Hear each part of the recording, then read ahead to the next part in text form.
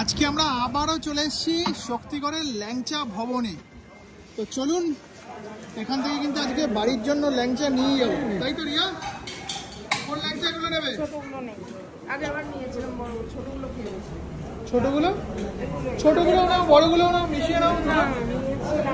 হ্যাঁ না, আমরা পুজো দিতে যাবো, আমরা পুজো দিতে যাবো, বুঝলে তো? বড়গুলোই নাও, ছোট বড় দুটোই মিশিয়ে নাও।